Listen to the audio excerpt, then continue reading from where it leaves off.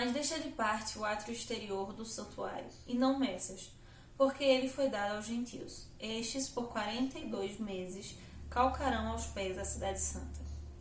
Darei as minhas 2 testemunhas, que profetizem por 1260 dias, vestidas de pano de saco. São estas as 2 oliveiras, os 2 candeeiros, que se acham em pé diante do Senhor da terra. Se alguém pretende causar-lhes dano, sai fogo da sua boca e devora os inimigos. Sim, se alguém pretender causar dano, certamente deve morrer. Elas têm autoridade para fechar o céu, para que não chova durante os dias em que profetizarem. Têm autoridade também sobre as águas, para convertê-las em sangue, bem como para ferir a terra com toda sorte de flagelos, tantas vezes quanto quiserem. Não tiverem então concluído o testemunho que devem dar, a besta que surge do abismo pelejará contra elas, e as vencerá, matará, e o seu cadáver ficará estilhaçado na praça, de grande cidade que espiritualmente se chama Sodoma e Egito, onde também o seu Senhor foi crucificado. Então muitos dentre os povos, tribos, línguas e nações contemplam os cadáveres das 2 testemunhas por 3 dias e meio, e não permitem que esses cadáveres sejam sepultados. Os que habitam sobre a terra se alegram por causa deles, realizarão festas e enviarão presentes uns aos outros, porquanto esses 2 profetas atormentaram os que moram sobre a terra. Mas depois de 3 dias e meio, um espírito de vida, vindo da parte de Deus, neles penetrou, e eles se ergueram sobre os pés, e aqueles que os viram sobreveio grande medo. Meio estranho essa profecia de João, mas é sobre um dos acontecimentos históricos que a gente mais estuda na escola.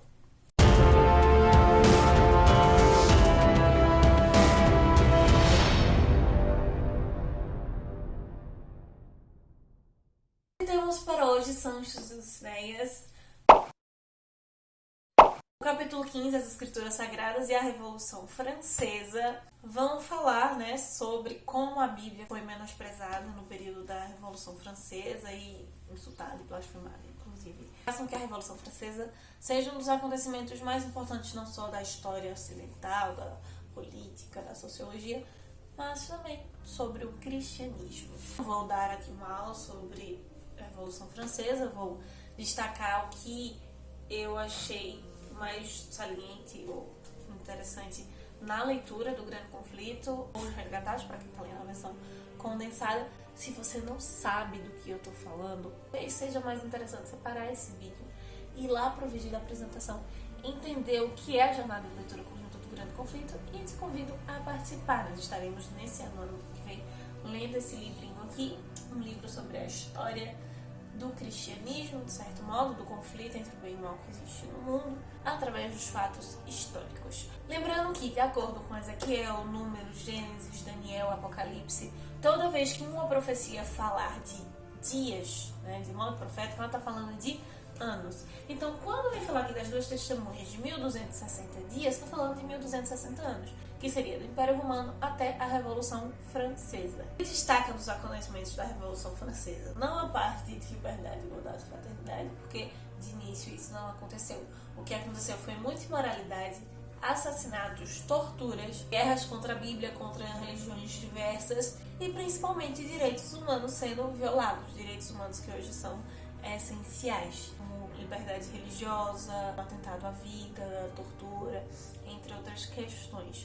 A Revolução Francesa realmente, o período ali da guilhotina, o período do horror, e ela até chega a destacar que em alguns ambientes foi uma perseguição à Bíblia muito mais forte do que até na Idade Média, dependendo da região ali. A Reforma Protestante já acontecera, as pessoas estavam buscando a verdade, buscando as coisas que a Bíblia realmente defendia como práticas. O impacto é tão forte que em 1804 surge a primeira sociedade bíblica.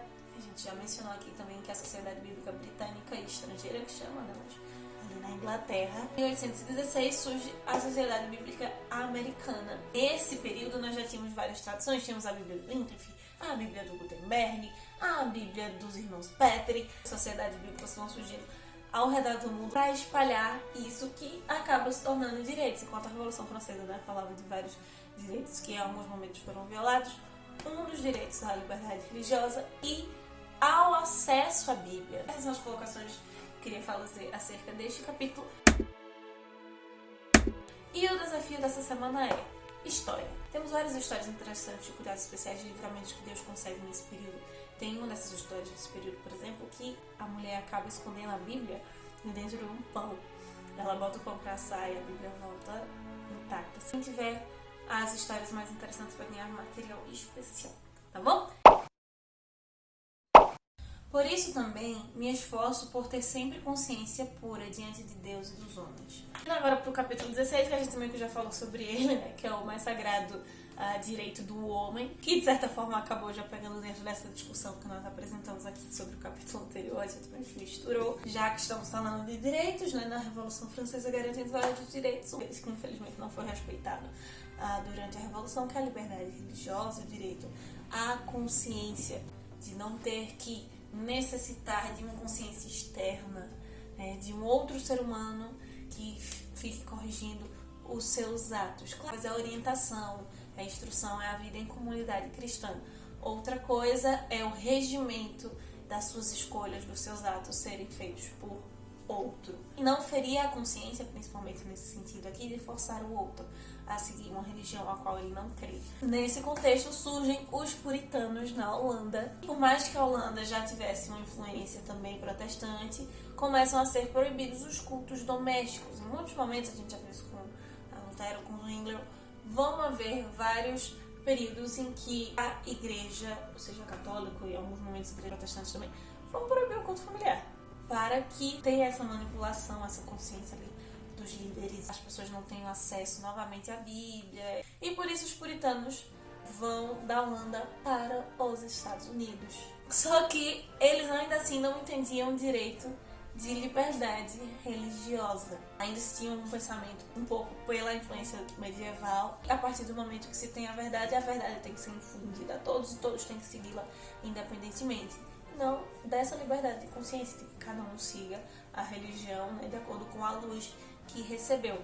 Então eles fogem para os Estados Unidos, né, colonizar a América, buscando de certo modo liberdade religiosa, mas não acabam passando isso ao próximo. E entra-se então um conflito entre dois mundos. Eu não sabia muito sobre ele, mas depois que esta autora nos apresentou a eu fiquei muito apaixonada. Roger Williams, ele aparece cerca de 11 anos depois que o Mayflower entra nos Estados Unidos. Ele começa justamente a lutar pelo direito à liberdade religiosa, porque já estavam cercando ali também nas Américas e cerceando a liberdade religiosa das pessoas. Ele funda desse modo o primeiro estado moderno em que realmente há liberdade religiosa.